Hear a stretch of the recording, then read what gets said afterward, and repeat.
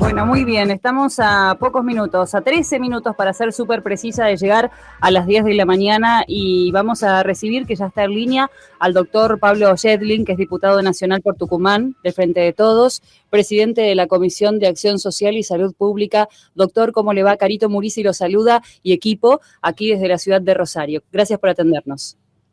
Hola, Carito, ¿cómo están? El gusto de escucharlos. Muchas gracias por atendernos, doctor. Y bueno, charlar de tantas cosas, ¿no? Queremos aprovechar este ratito que tenemos para conversar con usted y poder hablar de los temas que nos tienen ahí expectante, hablar más que nada de uno de los sucesos más recientes, ¿no? Porque a mediados de semana estuvieron reunidos con el ministro Ginés González García y desarrollaron temas como, por ejemplo, el plan de vacunación, las vacunas y su logística. Queríamos que nos cuentes un poquito, por favor, a qué conclusiones llegaron, cuáles fueron las conclusiones que sacaron de ese momento. Sí, fue una reunión muy importante porque el ministro vino con todo su equipo, con la viceministra Bisotti, con el titular de ANMAT, Limedes, con la presidenta de la Comisión Nacional de Inmunizaciones de la Argentina, que es un ente científico independiente, que es el que recomienda al ministerio qué vacunas incorporar a calendario y qué forma. Y de alguna manera, lo que tuvimos la oportunidad durante más de 3 horas, los diputados de todos los bloques pudieron hacerle todas las preguntas que tenían con respecto al tema del programa de vacunación, de la contratación, con los laboratorios, con los medios de transporte, con la logística. Y la verdad que ha mostrado el ministerio, me parece, claramente, y aparte ha sido transmitido en vivo, mucha transparencia, mucha solidez y una expectativa positiva. Yo entiendo que la Argentina hoy enfrenta la pandemia o la segunda ola de la pandemia con herramientas que muchos países del mundo quisieran poder tener y que lamentablemente no las van a poder tener todos porque la cantidad de vacunas que va a producir el mundo es muy por debajo de la cantidad que se necesita. Argentina obviamente todavía ha recibido pocas vacunas, 500.000, pero el hecho de que durante febrero, marzo empiece un flujo de vacunas que uno no quiere anunciar bien cuándo, tampoco nos dijeron exactamente cuándo, pero lo que los contratos dicen es que entre febrero, marzo, la llegada va a ser mucho más importante de la que ha sido hasta ahora, se van a distribuir en las provincias y vamos a poder empezar, digamos, la etapa real de vacunación masiva después de vacunar a los médicos, que incluye sobre todo a los mayores de 60 años, ¿no? A todas aquellas personas que han demostrado son de riesgo mucho mayor para esta enfermedad. Así que, se habló de la vacuna Sputnik y de su reciente publicación en Lancet. Se aclaró nuevamente que no es esta publicación en Lancet la que justificó o no justificó la calidad de la vacuna por ANMAT, sino justamente el material que el laboratorio remitió directamente a ANMAT para su aprobación, como es en todos los países del mundo. Se aclaró también que las negociaciones con AstraZeneca están perfectas y que la primera remesa de vacunas AstraZeneca va a llegar desde México en marzo. Y ahí se habló del fondo COVAX, que también había cierta desinformación diciendo que en vez de 9 millones de vacunas iban a llegar solamente 2, y en realidad van a llegar 2 primero, pero a lo largo del año van a terminar llegando los 9.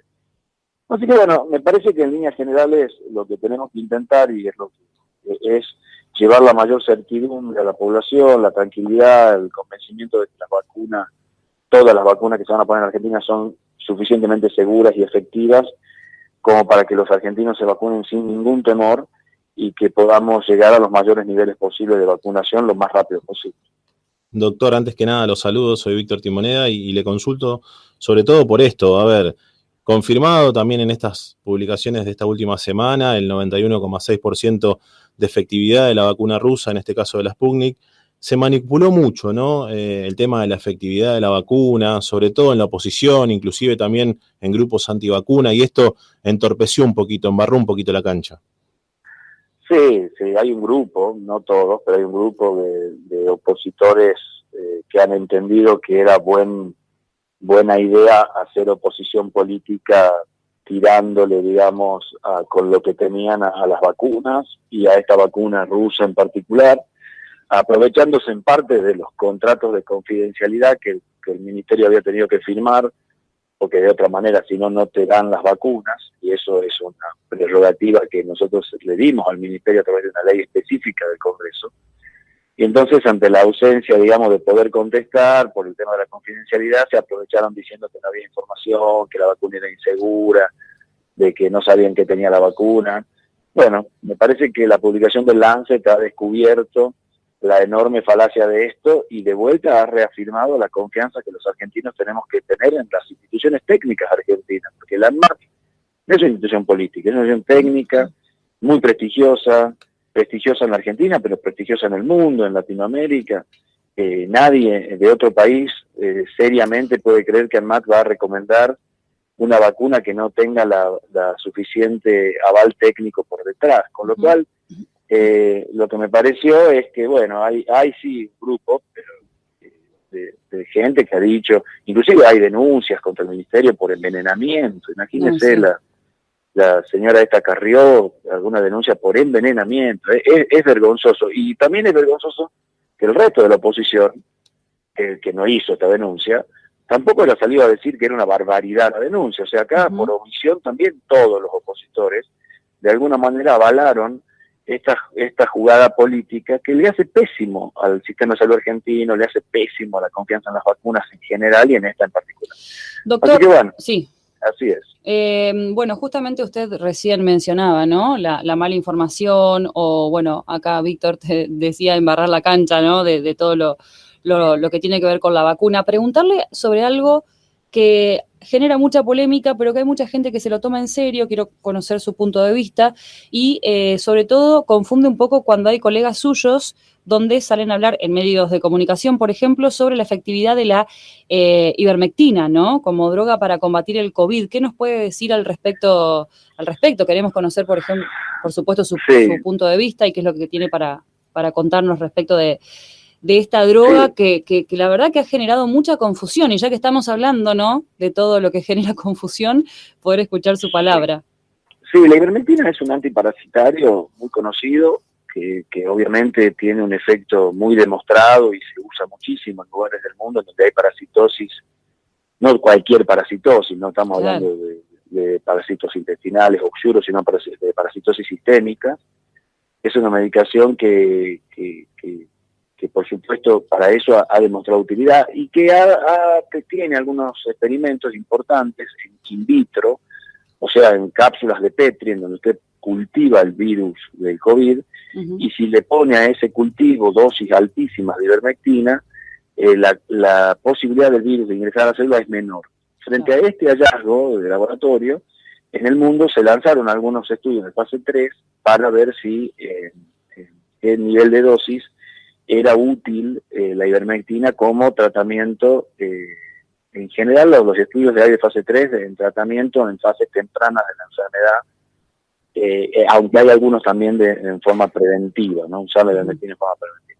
Ninguno de estos estudios, hay algunos argentinos inclusive, pero ninguno de estos estudios son lo suficientemente concluyentes o suficientemente importantes como para que ANMAT hasta ahora por lo menos haya autorizado este uso de la ivermectina. Claro. O sea, la ivermectina se usa, pero se usa para otra cosa, entonces se vende para lo que está autorizado por ANMAT. Ahora, el tema es cuando uno hace un uso por fuera de lo que es la autorización de ANMAT, entonces ya lo tiene que hacer bajo supervisión de algún protocolo de investigación autorizado por una autoridad sanitaria. Hay provincias, en donde se incluye la mía, en donde los ministerios de salud han autorizado estos protocolos y se usan bajo responsabilidad del protocolo, bajo indicación médica y siguiendo la evolución de estos pacientes con consentimiento informado y todas estas cosas que requiere una investigación. Debería inclusive ser a doble ciego para que tenga utilidad. La verdad que el mundo hemos tenido muchas experiencias a lo largo de esta pandemia que por ahí ya no nos acordamos. Ustedes recordarán, por ejemplo, la hidroxicloroquina, que era la solución para la pandemia y que terminó al final primero siendo recomendada, después siendo dudosa y por último claramente ha sido negativa. La hidroxicloroquina ha generado más muertes que salvar a nadie por el COVID. Esto es así, porque genera arritmias. Bueno, no digo que la ivermectina sea el mismo caso, pero lo que digo es que lo que hay que ser es muy prudente. La Argentina tiene un problema con nuestro organismo de control, con la ANMAT puntualmente, y es que la ANMAT, si bien es nuestro organismo de control más importante en medicamentos, no tiene injerencia sobre medicamentos que se den dentro de una provincia. O sea que, por ejemplo, en Rosario, si el ministro de Salud de la provincia de Santa Fe autorizara el uso de ivermectina para esto, ANMAT no puede no denegárselo, digamos, porque es un tema que ocurre dentro de la jurisdicción provincial, claro, en donde el ANMAT no tiene responsabilidad. El ANMAT tiene responsabilidad sobre el viaje de medicamentos en forma interjurisdiccional o la importación de nuevos medicamentos. Con lo cual, si ustedes me preguntan a mí hoy lo que el mundo dice sobre ivermectina, todavía no se sabe si es buena ni se sabe si es mala. Y se está estudiando. Esta es la posición hoy con la ivermectina en el mundo y lamentablemente, ojalá, a mí me encantaría ser portador de muy buenas noticias, decir sí, es buenísima. Y la otra cosa que es muy importante aclarar me parece, es no automedicarse con ivermectina, no usar ivermectina de uso veterinario, que es distinta, no usarla, porque ha habido casos en la Argentina de intoxicaciones por uso de ivermectina veterinaria, y hacerla dentro de protocolos controlados para que de alguna manera, en algún momento, podamos saber si sirve o no sirve. Ahora, la verdad es que yo no soy muy amigo de creer en las soluciones mágicas tan sencillas, pero bueno, qué sé yo, capaz que nos sorprendemos. Doctor, volviendo al tema de la vacuna, le consulto si esta noticia a nivel mundial de la efectividad, siendo una de las vacunas más efectivas, la Sputnik, pone en riesgo, en este caso a nuestro país, y nos tira un poquito más en la cola a la hora de esperar dosis y demás, porque los países poderosos van en búsqueda de la vacuna de mayor efectividad, está claro, y por eso también hay un plan de vacunación masivo en todo el mundo, en donde, por ejemplo, en los Estados Unidos estamos hablando de millones de personas vacunadas. Y lo último, le consulto por el tema Pfizer. ¿Qué pasó con Pfizer?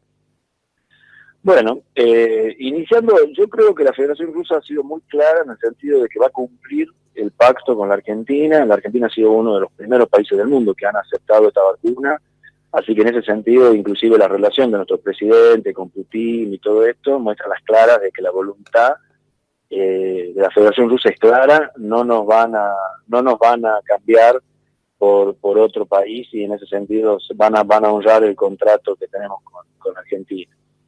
Eso por el lado uno. Y por el lado de Pfizer, el problema con Pfizer fue que al firmar el contrato, los laboratorios, todos los laboratorios, ¿no? Pfizer, pero también la Federación Rusa y también Inglaterra, exigen a la Argentina, como dijimos, confidencialidad, exigen a todos los países que venden vacunas.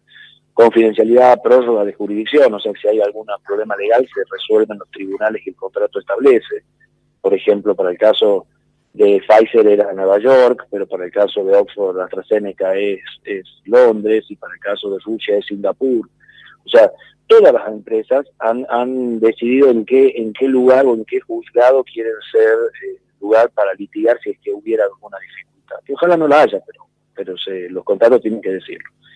Y por último, el tema de las indemnizaciones. Si es que hay que pagar alguna indemnización, o sea, si algún problema ocurre por el abuso de una vacuna que fue autorizada de emergencia, que todos sabemos que es una vacuna que hemos corrido de atrás, y de alguna manera todos estamos apurando el uso de vacunas, y que la fase 3 no se han terminado, y que todavía la fase 4 están iniciando, todo esto.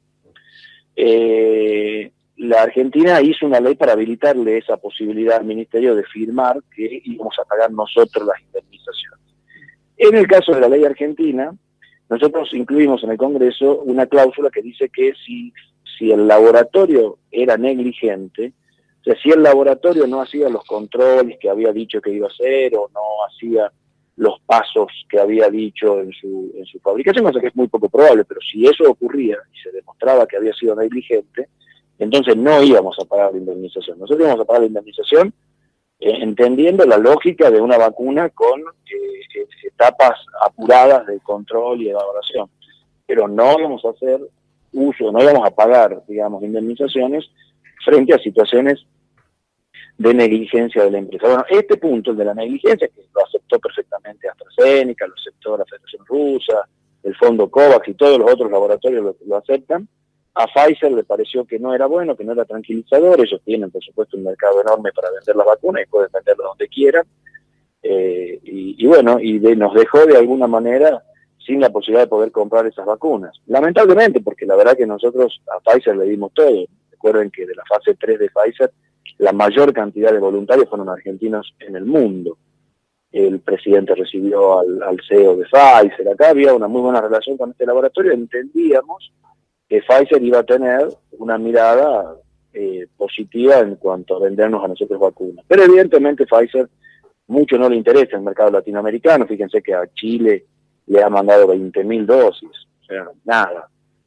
México también es muy poquito, digamos, ¿no? Pero, y a nadie más en Latinoamérica. Pfizer está hoy vendiendo y vendiendo muchísimo en Estados Unidos, que como vos decías recién, han llegado a vacunar por día, ayer 1.600.000 americanos, y está vendiendo muchísimo también en Europa, con lo cual, desde el punto de vista de la parte comercial, Pfizer ha decidido eso, y bueno, es el derecho de la empresa. Nosotros no nos parece bien, nosotros nos parece que nos merecíamos algunas dosis de Pfizer, pero bueno, así es el mundo que vivimos. Doctor Fabio Montero, lo saluda, ¿cómo le va? Hola, Flavio. Doctor Fabio Montero, lo saluda, ¿cómo le va? Sí, bien, te escucho perfecto. No había recibido la respuesta por acá. ¿Qué tal? Bueno, me quedo un poquito acá en esto de las vacunas que planteaban mis compañeros y preguntarle si esta diferencia, a ver, voy a poner un término, esta pelea de vacunas, que posiblemente no sea el término adecuado, pero no se me ocurre otro en este momento, ¿no se transformó también en una pelea dentro del Ministerio de Salud, ¿no? Porque usted en algún momento incluso dijo que en un primer periodo no estaba en el radar la Sputnik. Y sin embargo, la Sputnik se metió como primera vacuna. ¿Esto también tiene que ver con algunos conflictos dentro del ministerio, la lucha de las vacunas? No, a ver, el ministerio tiene en este sentido, como todos los ministerios del mundo, la vocación de conseguir la mayor cantidad posible de vacunas que sean efectivas y seguras de cualquier lugar, porque la verdad que hoy es una lucha real, pero la lucha ocurre puertas afuera, ¿no? Entre los países, con una real competencia muchas veces desleal, ¿no? Estamos hablando de que hay laboratorios hoy que están cobrando hay laboratorios que cobran una vacuna $4 y otros laboratorios la dosis, y hay otros laboratorios que cobran $30 la dosis. Para tener una idea, el tema comercial cómo influye en la medida que las vacunas empiezan a demostrarse más claramente efectivas, claramente seguras, la gente quiere vacunarse, la cosa se pone muy difícil para los países como nosotros, periféricos, que tenemos que salir a pelear con lo que tenemos y con los recursos que tenemos, ¿no? Pero es verdad que inicialmente, cuando empezamos con la ley, la vacuna rusa venía un poquito más atrás en los estudios de investigación, y por lo tanto las vacunas que venían más avanzadas, como terminó siendo, eran las vacunas americanas, europeas, Pfizer, Oxford, y esas eran las que más pensábamos nosotros iban a terminar siendo útiles. Pero bueno, la vacuna Sputnik después apareció como una posibilidad, y me parece que ahí está el mérito del gobierno, y en eso no creo que haya habido diferencias en el ministerio, porque todos de alguna manera lo que quieren es tener la mayor cantidad posible, como tampoco hay problemas hoy con las vacunas chinas, si pudieran ser efectivamente contratadas, o las americanas como Johnson & Johnson. Exacto. Que también se está intentando, pero no, parece que no. Yo creo que en este caso ha habido bastante coincidencia. Después puede haber algunos temas en cómo se comunicó una cosa o la otra, pero a mí me parece que no ha habido problemas en el ministerio con eso. Doctor, allá en el barrio dicen que usted está enojado con Bisotti y que esto tiene que ver fundamentalmente con la sucesión por Ginés en el Ministerio de Salud de la Nación, en el que también se anota Goyán. ¿Usted quiere ser ministro de Salud? No, a ver, yo soy muy amigo de Carla Bisotti y muy amigo, ¿no? Bisotti ha sido asesora mía en la Cámara durante los 2 años cuando la echan del ministerio en la época de inicio del gobierno de Macri. Carla viene conmigo y trabaja los primeros 2 años míos como vicepresidenta de la Comisión de Salud, hacemos la ley de vacunas. Somos bien amigos con Carla y con Ginés también. Nosotros, a ver, te mentiría si algún ministro de salud de la Argentina no quiere, y vos le preguntás, o ex ministro como yo, que he sido 8 años ministro en Tucumán, que debe ser que si te gustaría ser ministro de Salud de la Nación, a todos nos gustaría, porque en realidad es un enorme desafío, responsabilidad y todo esto. Ahora, yo creo que el presidente Fernández ha elegido al mejor ministro que teníamos para este momento, y me parece que merece todo nuestro apoyo.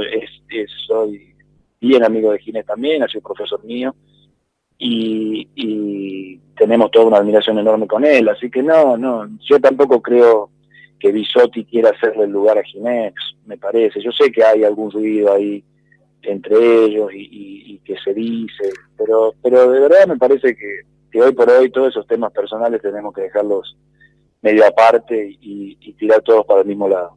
Y vio cómo son los barrios, doctor, vio en los barrios estas cosas se comentan. Sí, hay barrios y barrios, me imagino. Hay barrios y barrios. La otra que le quiero hacer, también, no desde la preocupación, digo, sino sí como política pública, porque usted en algunas oportunidades habló de una reforma sanitaria. Y allí entró también el concepto de obra social, que si no entendí mal, es como que usted entiende que son muchas las obras sociales. ¿Esto cómo lo ve, doctor? La Argentina tiene un sistema de salud muy fraccionado. Nosotros tenemos, primero, el fraccionamiento lógico de un país federal, o sea, 24 jurisdicciones, en las cuales además vos tenés, además del Ministerio Nacional y los ministerios provinciales, tenés las situaciones municipales, tenés un fraccionamiento importante ahí en el tema federal. Después tenés, con financiamiento, la mitad de la población que se atiende en el sector público, y lo pagamos por rentas generales, la otra mitad a través de aportes y contribuciones de todas las obras sociales. Pero además, el sistema de obras sociales está fraccionado porque vos tenés las obras sociales nacionales que se estructuran en la superintendencia del seguro de salud, las obras sociales, digamos, sindicales grandes, pero después tenés, por ejemplo, el PAMI, que es la obra social más grande del país, que no se integra en la superintendencia, y después tenés en cada provincia la obra social provincial de cada provincia, que tampoco se integra en la superintendencia, la de las Fuerzas Armadas, las universitarias, que también están divididas. Entonces, todo este fraccionamiento, más, por supuesto, los seguros privados o prepagas que tenés nacionales integrados en la super y provinciales no integrados. Toda esa dispersión hace al sistema bastante ineficiente. Entonces, cuando uno habla de reformas del sistema de salud, parte de la reforma incluye mejorar ese fraccionamiento, por lo menos generar, no la unificación, porque me parece que se han dicho cosas que yo no comparto, como que habría que estatizar el sistema, y ojo que la estatización tampoco quiere decir que no vamos a hacer Cuba, ¿no? Porque, qué sé yo, estatizado el sistema está en España, estatizado el sistema está en Inglaterra, estatizado el sistema está en Canadá, o sea, hay muchos países que han decidido estatizar el sistema de salud, que es decir, tener una sola conducción nacional en este tema. Pero la historia del sistema de salud argentino es mucho más complicado. Tenemos a los gremios, tenemos los sindicatos, tenemos las obras sociales sindicales y tenemos toda esta dispersión federal. Entonces, más que intentar unificar todo en una sola cosa, me parece que lo que la Argentina tiene que hacer son mesas de diálogo para lograr que no importa si uno es de una obra social o de otra, provincial, nacional, o del sector público, o de una prepaga, la calidad de atención del ciudadano sea la misma. Porque hoy en la Argentina nosotros tenemos provincias en donde la mortalidad materna es 30 veces más grande que la mortalidad de otras provincias. Y esa inequidad, que también ocurre seguramente en indicadores oncológicos, cardiovasculares, infecciosos, e inclusive cuando algún día podamos revisar el tema del COVID, también vamos a ver que la mortalidad y la letalidad no ha sido igual en todos los lugares de la Argentina, ni en todos los subsectores de cada uno de los lugares de la Argentina. Eso es lo que no puede ocurrir en un país que dice su constitución en que la salud es un derecho.